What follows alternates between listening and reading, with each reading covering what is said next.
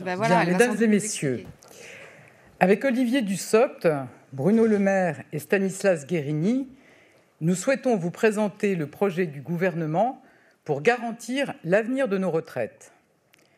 Nous l'avons dit, nous voulons préserver notre système de retraite par répartition, c'est-à-dire un système où ceux qui travaillent financent les pensions des retraités. C'est pour le préserver que des majorités de droite comme de gauche ont mené des réformes ces dernières années. Et c'est pour le préserver que nous devons le faire évoluer. Présenter un tel projet est toujours un moment de vérité. C'est un choix politique essentiel. C'est défendre l'un des fondements de notre modèle social. C'est faire vivre la solidarité entre les générations. Mais cette solidarité repose sur un équilibre. Il faut que les cotisations des actifs financent les pensions des retraités. Dire que cet équilibre n'est plus assuré n'est pas une posture, c'est un constat. Un constat réalisé par tous ceux qui se sont penchés sur les retraites. Car sans entrer dans des études et des hypothèses complexes, il y a une réalité que chacun connaît. Le nombre de ceux qui cotisent pour les retraites diminue par rapport au nombre de retraités. C'est un fait, pas un argument politique. Nous devons être capables de regarder la réalité en face et de trouver des solutions pour préserver notre modèle social. J'ai bien conscience que faire évoluer notre système de retraite suscite des interrogations et des craintes chez les Français. Nous voulons y répondre et convaincre. Ce sujet n'est pas nouveau. Il a fait l'objet de très nombreuses discussions au cours du précédent quinquennat. Un projet ambitieux avait été présenté par Édouard Philippe. Il avait suscité à la fois des attentes et des contestations.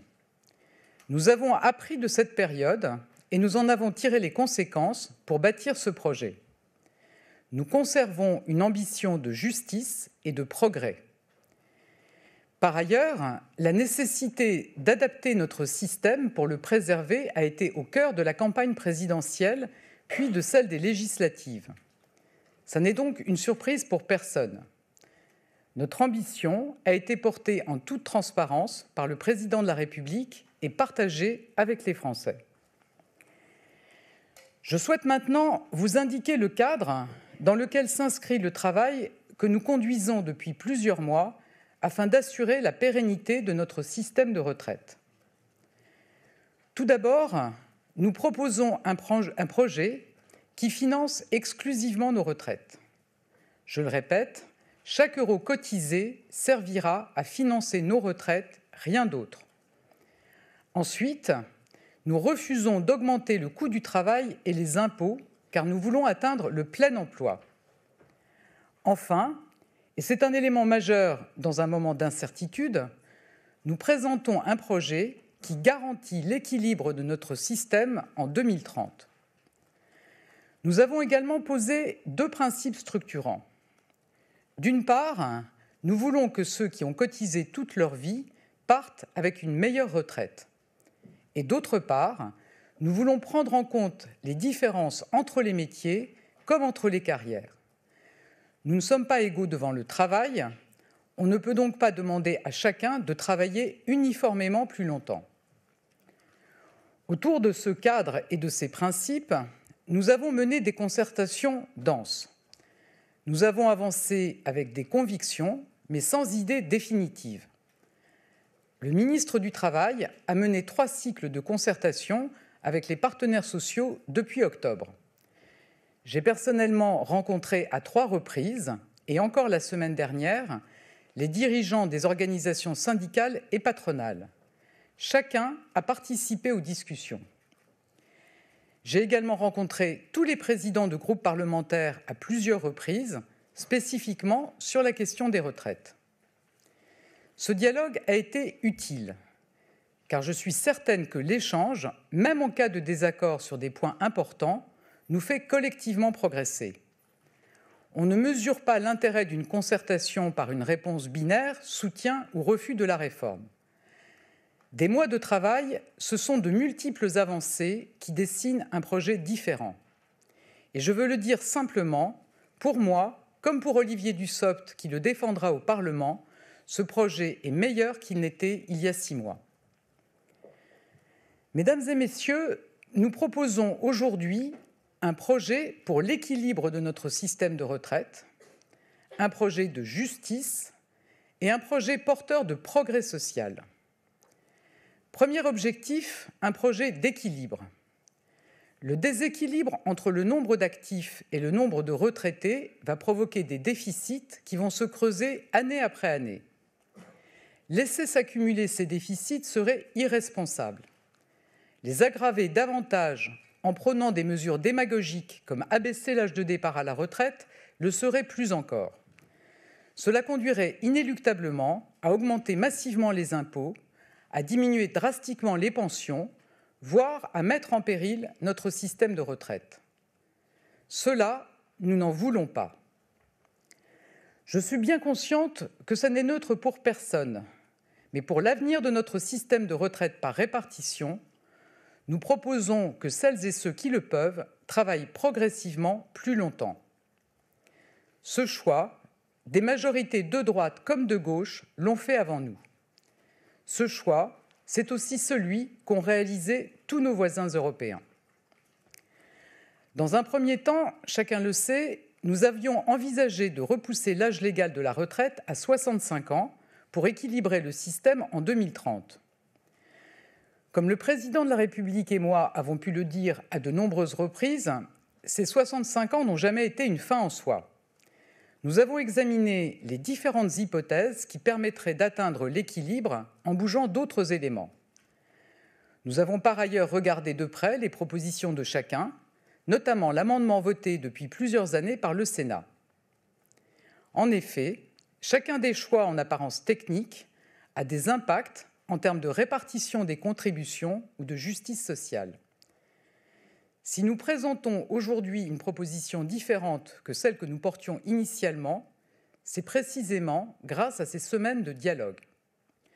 Je suis reconnaissante à tous les partenaires sociaux et aux différentes forces politiques, même les plus opposées à toute réforme, d'avoir contribué à cet exercice collectif. Aussi, à compter du 1er septembre, l'âge légal de départ à la retraite sera relevé progressivement de 3 mois par an pour atteindre 64 ans en 2030. Nous serons donc à 63 ans et 3 mois à la fin du quinquennat. Parallèlement, nous n'irons pas plus loin que les 43 ans de cotisation prévus par la réforme Touraine pour partir avec une retraite à taux plein, mais nous atteindrons cette cible plus vite en passant à un rythme d'un trimestre par an. Nous serons à 43 ans en 2027. Enfin, nous maintiendrons à 67 ans l'âge auquel les personnes peuvent partir à la retraite sans décote, quelle que soit leur durée de cotisation. C'est essentiel pour celles et ceux qui ont eu une carrière hachée ou incomplète, et je pense ici particulièrement aux femmes. Ce projet est bien universel. Il concernera tous les actifs, salariés, indépendants et fonctionnaires. Travailler plus permettra aux futurs retraités de bénéficier de meilleures pensions. Pour que ce projet soit pleinement équilibré, il faudra que chacun prenne sa part. C'est pourquoi nous demanderons aux employeurs une contribution supplémentaire pour le financement de la retraite. Mais nous refusons qu'elle augmente le coût du travail. C'est pourquoi nous baisserons symétriquement la cotisation des employeurs au régime des accidents du travail et des maladies professionnelles, qui est très excédentaire. Et je veux le souligner, avec un âge légal de départ à la retraite qui atteindra 64 ans en 2030 et 43 années de cotisation, l'objectif sera atteint à cet horizon. Notre système par répartition sera alors à l'équilibre. Bruno Le Maire précisera dans quelques instants le cadrage financier de notre projet. Mesdames et messieurs, le deuxième pilier de notre projet, c'est la justice. Car derrière les principes généraux, il y a la situation de millions de travailleurs. Un système juste, c'est permettre à ceux qui ont commencé à travailler tôt de partir plus tôt. Nous allons conserver et améliorer le dispositif dit carrière longue en le rendant plus juste et plus lisible. Nous créerons notamment un niveau intermédiaire pour ceux qui ont commencé à travailler avant 18 ans. En 2030, lorsque l'âge légal de départ à la retraite aura été porté à 64 ans, il restera à 58 ans pour ceux qui ont commencé à travailler très tôt, avant 16 ans. Pour ceux qui ont commencé entre 16 et 18 ans, je pense notamment aux apprentis, la retraite sera possible à partir de 60 ans.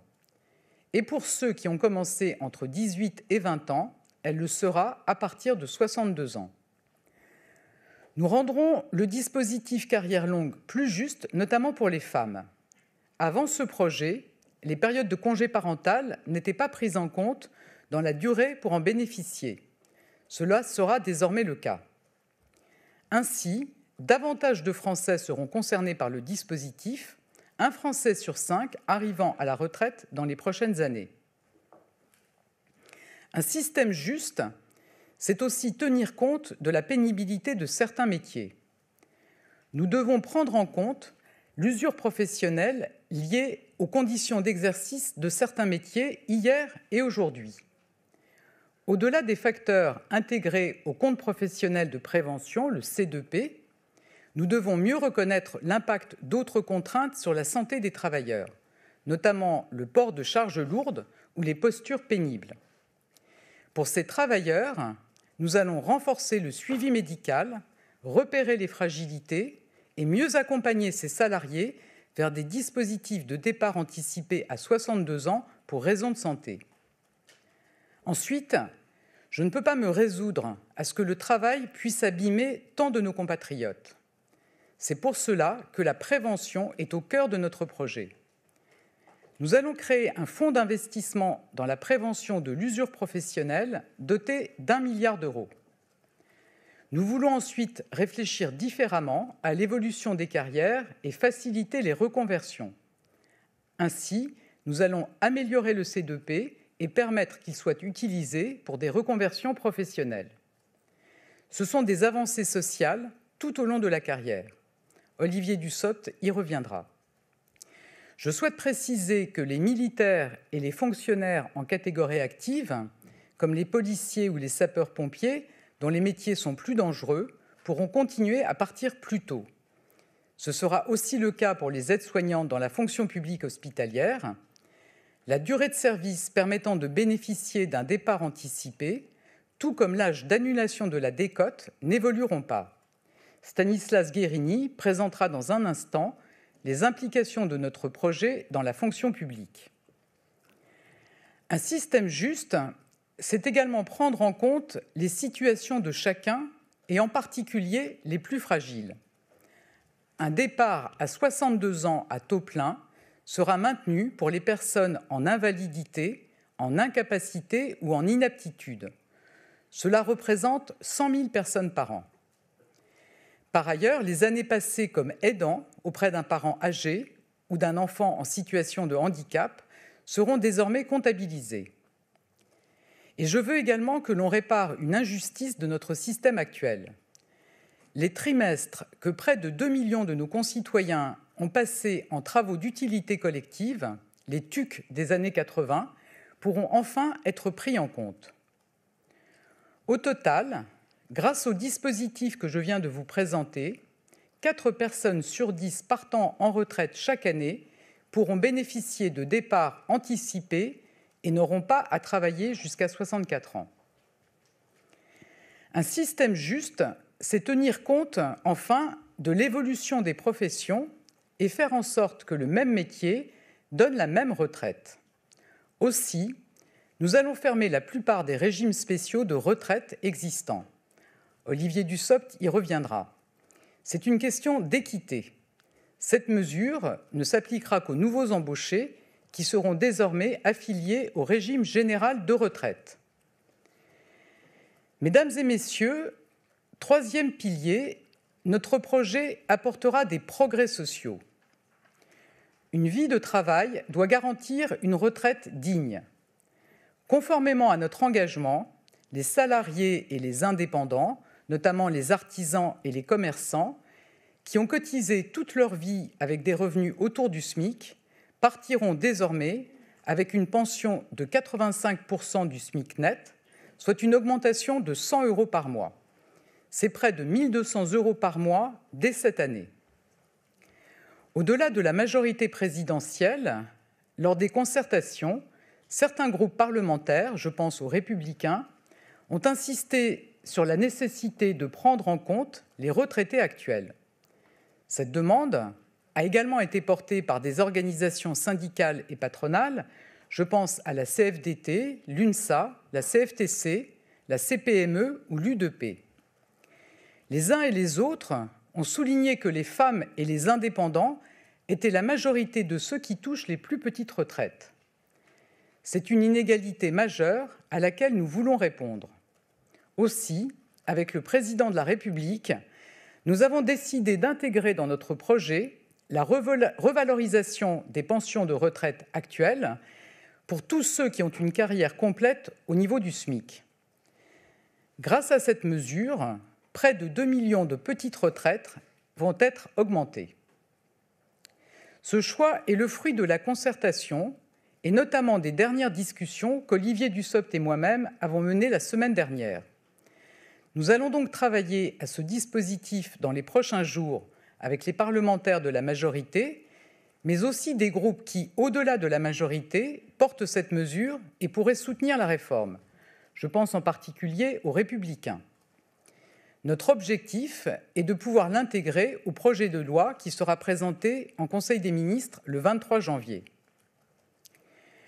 Enfin, le dernier progrès majeur de ce projet concerne l'emploi des seniors. Et c'est là aussi un combat auquel je crois profondément. Nous sommes l'un des pays d'Europe où la part des personnes de 60 à 64 ans qui travaillent est la plus faible. Cela nous conduit à nous priver de leur expérience, de leurs compétences précieuses et de leur contribution à notre richesse nationale. C'est aussi trop souvent le fait d'une pratique abusive et, disons-le, discriminatoire, qui consiste à faire partir les salariés quelques années avant leur retraite.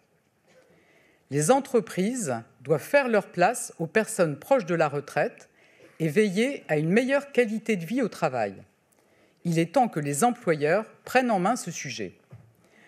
Un index sera créé sur la place des salariés en fin de carrière. Cet index sera simple, il sera public, il permettra de valoriser les bonnes pratiques et de dénoncer les mauvaises. Le construire sera obligatoire pour les entreprises de plus de 1 000 salariés dès cette année et en 2024 pour celles de plus de 300 salariés. Nous souhaitons aussi donner plus de souplesse à la transition entre l'activité et la retraite. Nous allons donc assouplir le dispositif de retraite progressive pour les salariés et l'étendre à la fonction publique. Nous permettrons ainsi à ceux qui le souhaitent de passer à temps partiel, 2 ans avant l'âge légal de départ, en liquidant une partie de leur retraite. Nous allons aussi rendre le cumul emploi-retraite plus simple et créateur de droits nouveaux. Replacer les seniors au cœur des entreprises et mieux maîtriser sa fin de carrière, ce sont aussi des progrès majeurs permis par notre projet. Olivier Dussopt y reviendra plus en détail dans un instant. Mesdames et messieurs, avant de laisser la parole au ministre, j'aimerais revenir sur quelques points. Ce projet suscitera des commentaires, des débats et des oppositions, mais je souhaite d'ores et déjà dire que la confrontation d'idées peut se faire sans désinformation, sans agiter les peurs. Alors je le dis clairement, non, ce projet ne se mettra pas en œuvre du jour au lendemain. L'âge de départ sera relevé progressivement sur une durée de 8 ans. Non, l'âge d'annulation de la décote ne changera pas, il restera à 67 ans. C'est une protection pour les plus modestes, pour celles et ceux qui ont eu des carrières hachées ou incomplètes, le plus souvent des femmes. Non, ce projet ne concerne pas les retraités actuels. Le montant des pensions sera toujours indexé sur l'inflation. Le seul changement pour eux, c'est une augmentation de pension pour près de 2 millions de petites retraites. Mesdames et messieurs, je viens de vous présenter les grandes orientations de notre projet pour les retraites. Dans 2 semaines, le projet de loi de financement de la sécurité sociale rectificatif qui le porte sera présenté en Conseil des ministres, puis débattu au Parlement. Nous voulons le dialogue, nous l'avons montré ces derniers mois, nous sommes ouverts à la discussion, nous la voulons et nous savons ce qu'elle apporte. Cette présentation n'est donc pas un point final, nous sommes prêts à faire encore évoluer notre projet et cela sera possible grâce à un débat parlementaire loyal et constructif.